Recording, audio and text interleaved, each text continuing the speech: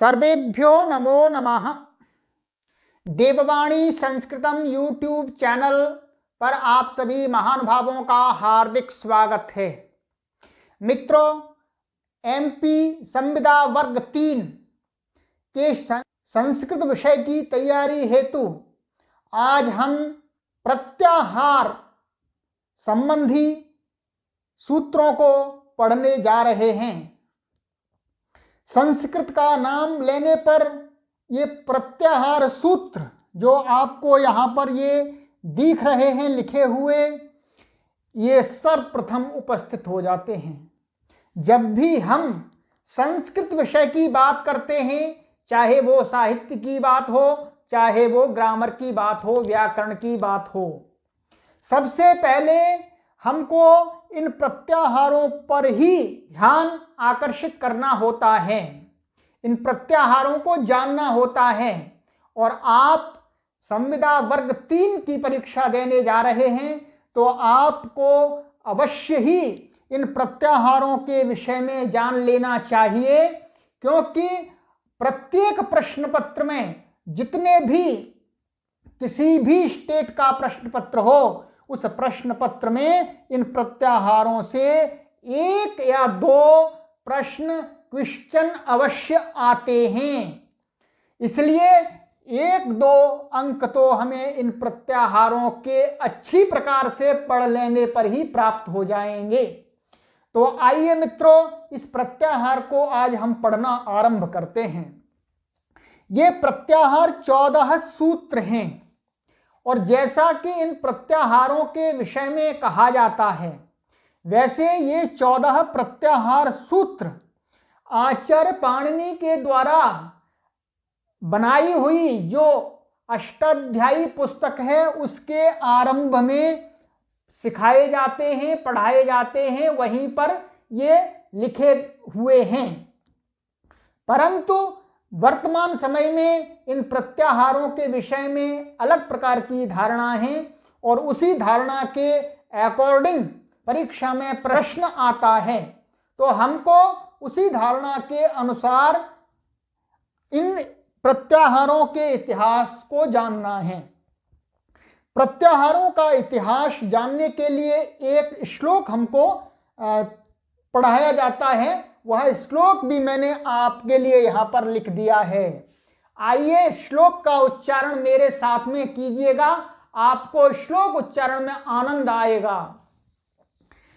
नृत्तावसाने नटराज राजो ननाद ढक्कां नव पंचवारम उद्धर्तु कामः सनकादि सिद्धान् एतद् विमर्शे शिवसूत्र जालम।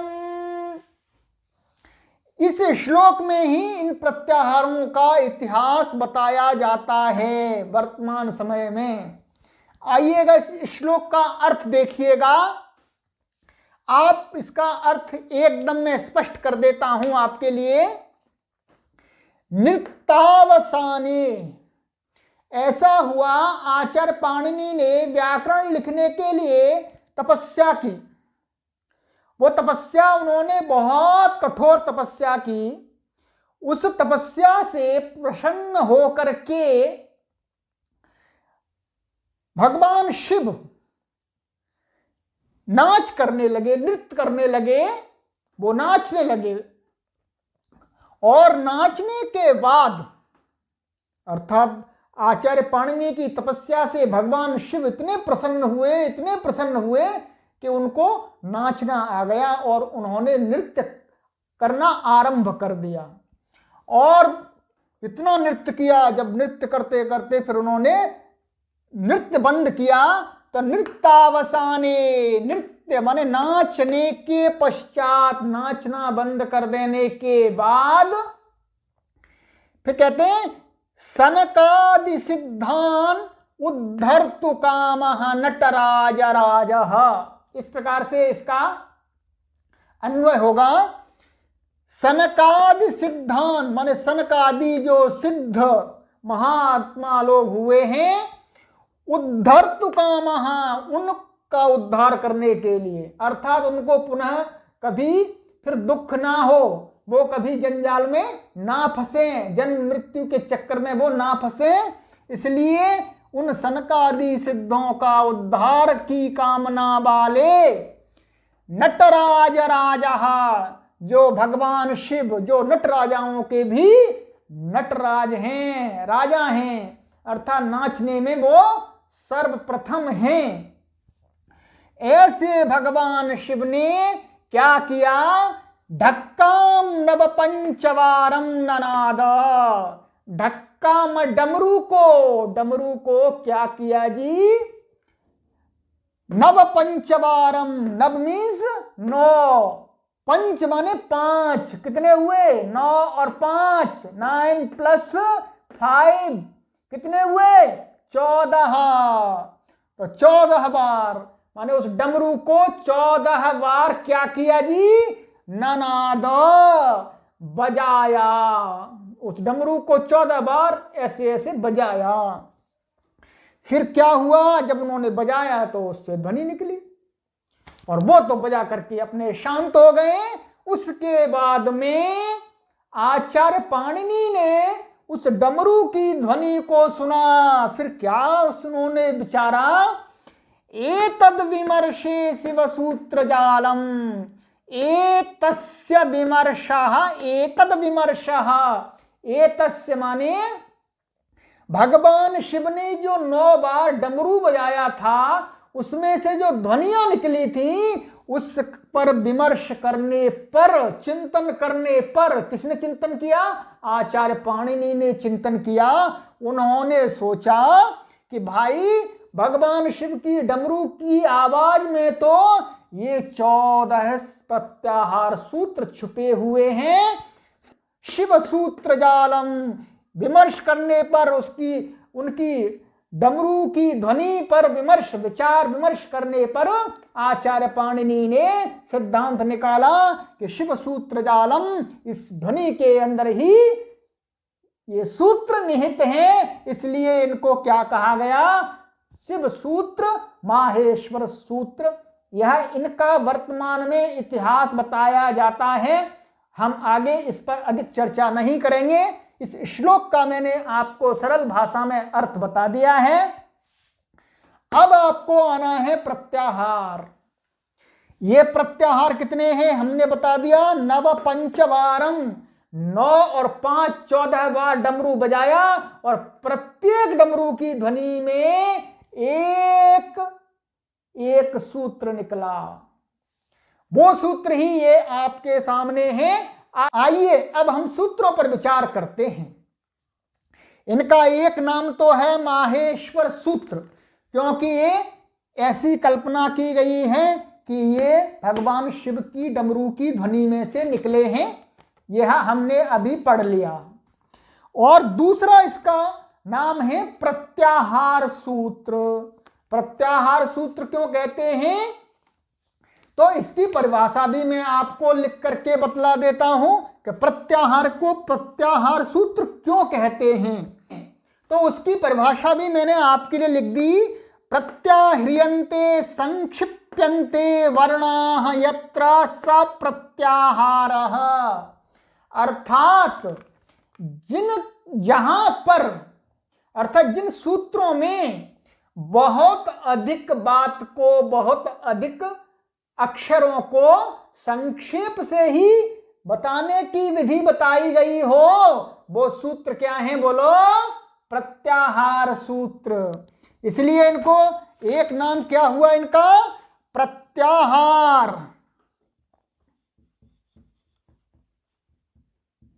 प्रत्याहार सूत्र हुए। और दूसरा नाम है इनका चतुर्दश सूत्र। चतुर्दश सूत्र आपको पता ही है, क्योंकि ये 14 सूत्र हैं, तो चतुर्दश सूत्र के नाम से भी ये प्रसिद्ध हैं। ये ध्यान रखना है आपको। चतुर्दश सूत्रम, चतुर्दश सूत्र के नाम से भी प्रसिद्ध हैं। और इसका अब तीसरा नाम है अक्षर समाम्नाय। तीसरा नाम कौन सा है इसका जी, बोलो? अक्षर समाम्नाय।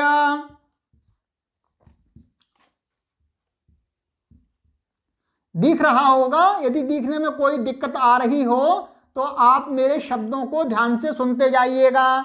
अक्षर समाम्नाय, क्योंकि ये अक्षरों का समूह है, अक्षरों का समूह ही तो है ये, अ ये उण रे ले का आदि। और आगे देखिएगा चौथा नाम इसका क्या है, वर्ण समाम्नाय।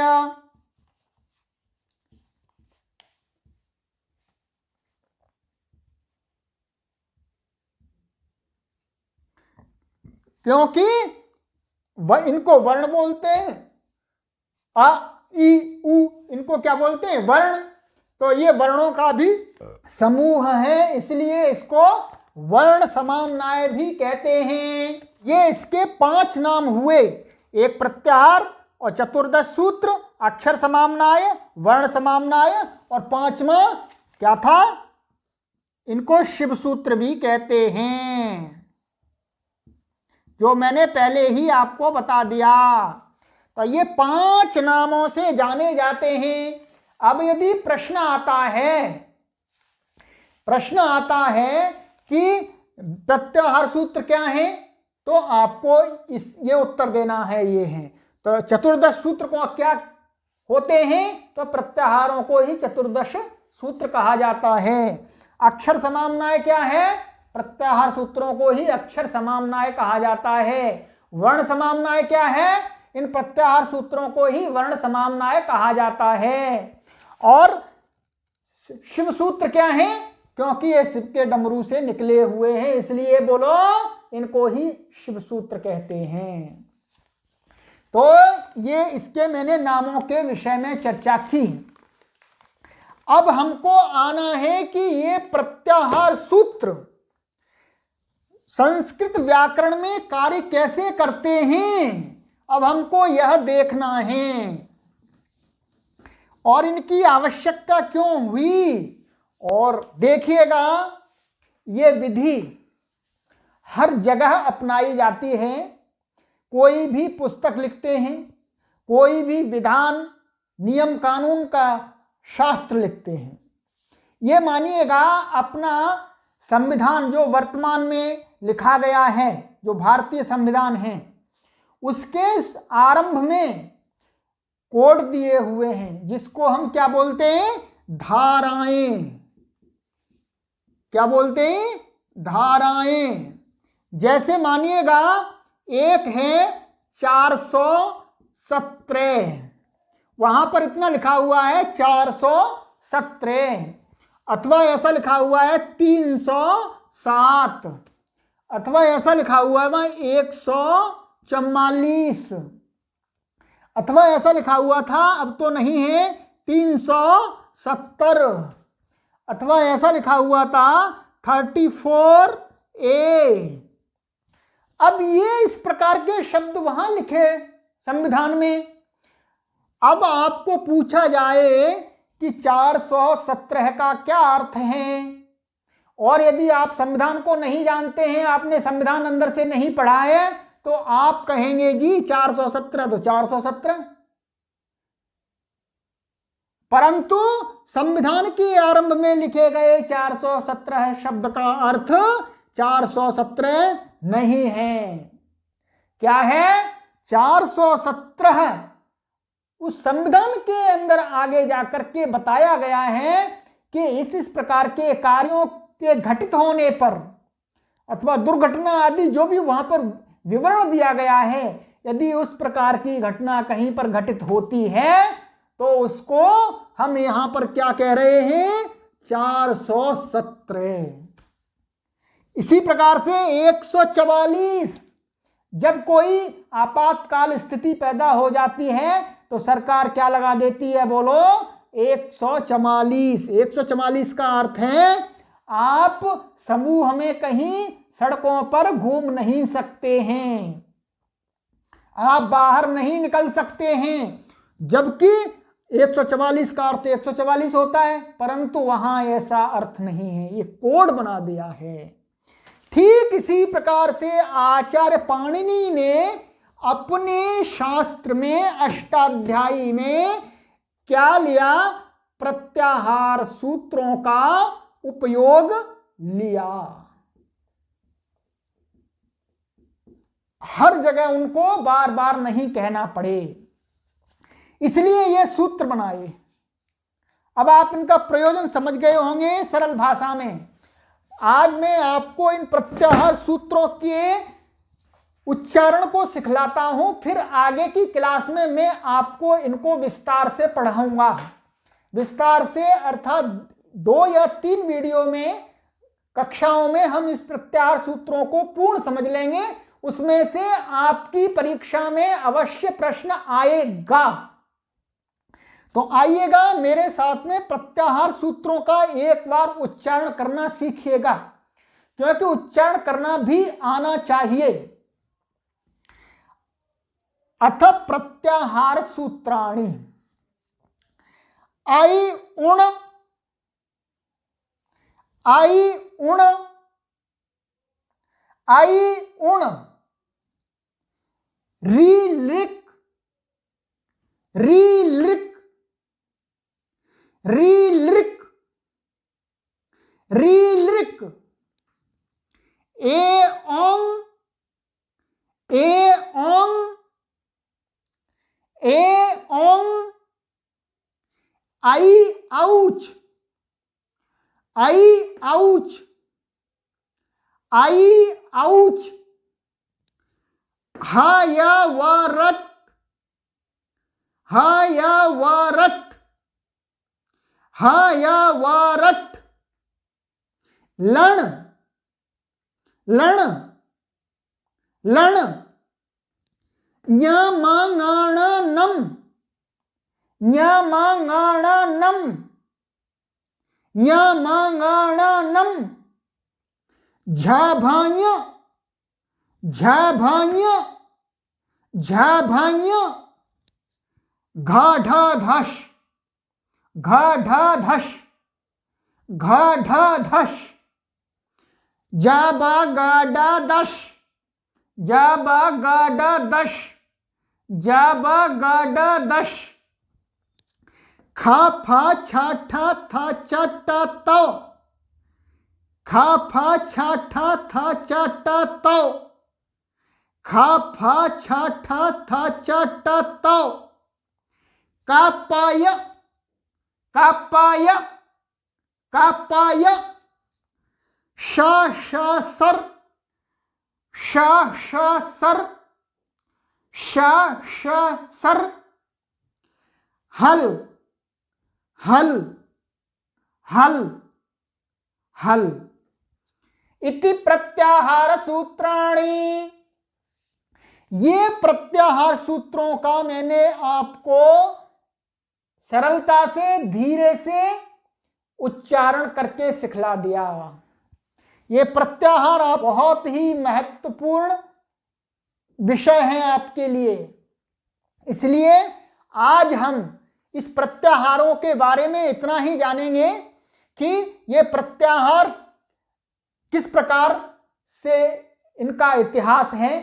और आपको अभी मैं बतला देता हूं, यदि परीक्षा में प्रश्न आता है कि प्रत्याहार सूत्र किनके द्वारा बनाए गए हैं, और उसमें ऑप्शनल दिए हैं आचार्य पाणिनि के द्वारा, आचार्य कात्यायन के द्वारा, अथवा आचार्य पतंजलि के द्वारा, अथवा शिव के द्वारा, तो आपको उत्तर किस पर टिक करना है? आपको टिक करना है शिव के ऑप्शन पर।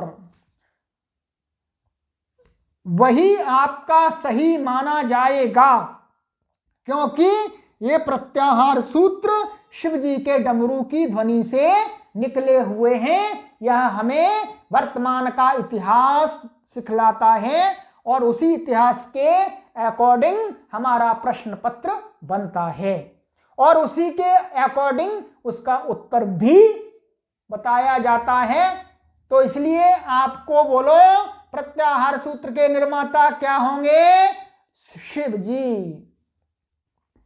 तो ये आपको आज मैंने इतना कार्य दिया है होमवर्क।